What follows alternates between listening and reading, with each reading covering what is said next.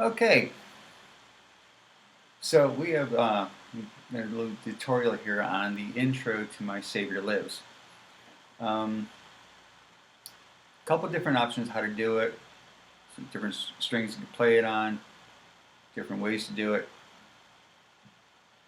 Okay, this video is brought to you by Captain Obvious. Let me just start again. So this is a tutorial on the opening riff, the intro slash outro slash wraparound for My Savior Lives. So we're playing this song in the key of G, and G is the first note of the riff. And guitars being what they are, you can start that any number of places. So I'm going to start, for this purpose of this tutorial, on the 5th fret of the D string, which is your G note. Just a caveat, this riff is going to sound a whole lot better on the electric with some distortion than it's going to on my acoustic here, but you get the idea. Alright, so let me just play it through it one time and then I'll explain it. So, 1, 2, 3, 4.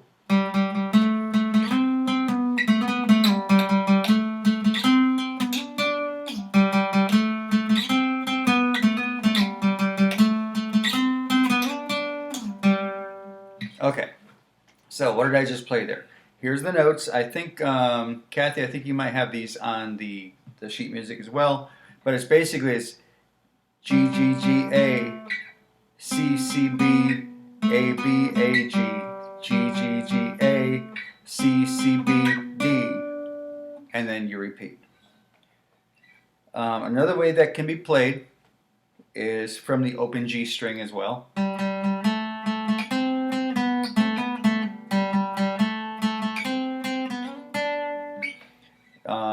I guess if you wanted to, you get really dark, you could go all the way down to the low E.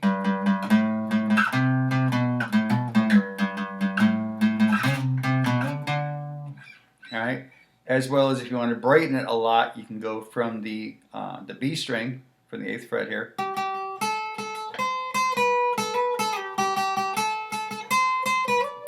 or even from the E string.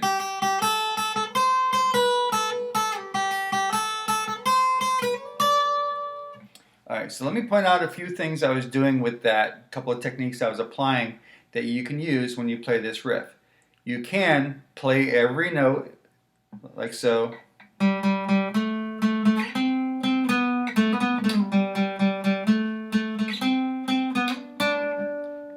That's an option.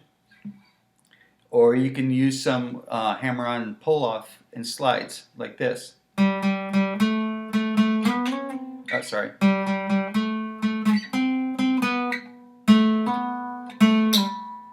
Let me do that again. So doing the A hammer on to B, and then the slide from A down to G. So you could do that. Same thing if you're doing from the open string down here.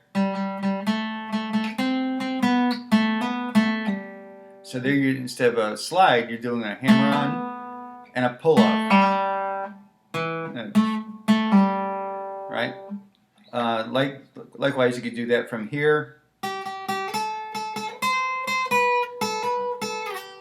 with the slide, or yeah, it's kind of awkward to do that with the pull-off, but same thing with the E string. So those are all options as well. So what's the best option? You want to play it down low? You want to play it up high? Well, that's going to depend on who else is playing what in the band. The idea is we need to leave space for each other musically. So, for example, if Sarah's going to play in the high register on the violin, then if we're playing in the high register at the same time, it's kind of washed out, so you really can't hear either one very well. But if we're playing in a different register, you can hear everything, and it blends together very nicely. Usually when I play it, I like to octave it, which is to play 2 of the same note at the same time. And there's a couple ways you can do that. If Sarah's up in that high register and Kathy's really covering the mid-range really well, you can play a little bit lower. So you can play this on the low E as well as the D, right? And again, this is going to sound a lot muddier on this acoustic than it will on electric, especially if you're properly muting the strings that you don't want to ring out. So you could play it like this.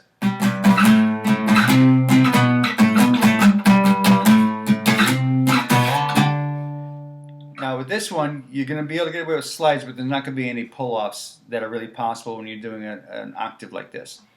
You could also do it from here, and again, this is a little bit more tricky to manage the strings that you don't want ringing out, but going from the D and the B strings,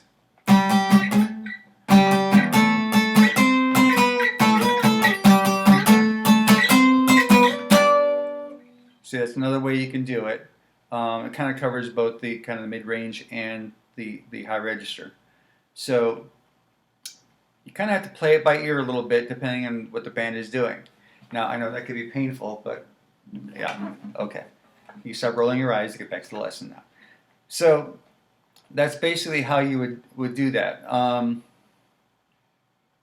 For what it's worth, in between these riffs, so for example, during the verse, so you're doing your intro.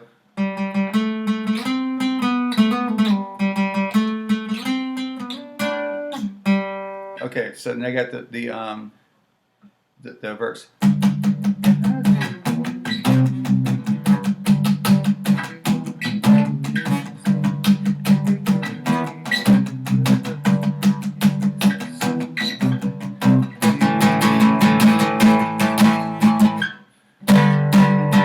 So a lot of power chords, and kind of keeping it palm muted during the verse, because you want to back off a little bit, leave more space for the vocals in the verse, but also you want to have a place where you can go to build it up during the chorus. And in the chorus, I'm still doing power chords, but maybe a little more full and a little bit more, a little bit less strum. So it's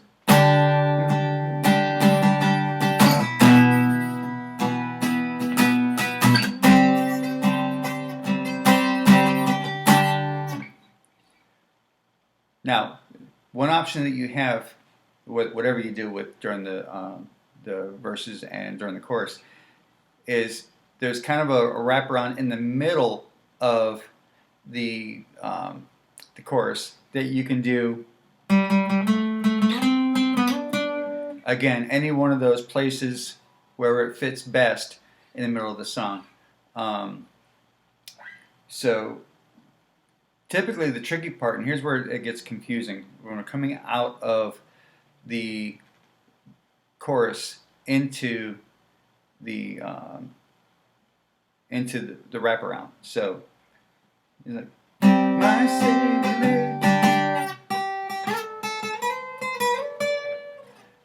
And that's kind of like the wraparound into the wraparound. And then so you kind of go from that into the full intro wraparound.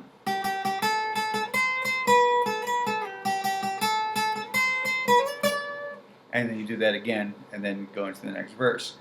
And then I guess we've kind of gone back and forth on whether we're going to do that wraparound between the second chorus and the bridge. You take it or leave it. So go with whatever, obviously whatever Kathy wants to do on that. While we're on the subject, I know that I said this is going to be a tutorial on the intro wraparound slash, but while we're talking about this, let's talk about what happens in the bridge. So we do that bridge, I believe it's 3 times, could be 4. Either way, the same idea is going to hold. So